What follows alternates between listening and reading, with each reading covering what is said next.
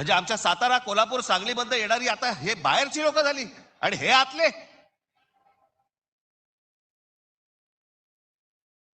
कृपाशंकर सिंग सारखा माणूस यांचा नेता भारतीय जनता पक्षाचा, तो म्हणतो काय उत्तर भारतीय महापौर करू, महापौर करू.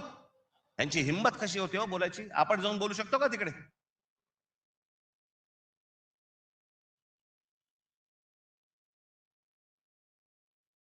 याचं कारण तुम्ही एकत्र येऊच नाही याच्यासाठीचा बंदोबस्त यांनी केलेला आहे. म्हणून काय करायचं, पैसे टाका, माणसं फोडा. यांचं मुंबईवरचं लक्ष उडालं पाहिजे, महाराष्ट्रावरचं लक्ष उडालं पाहिजे. हे मराठी म्हणून कधी एकत्र येताच कामा नयेत. आणि मग आपल्याला जे साध्य करायचंय,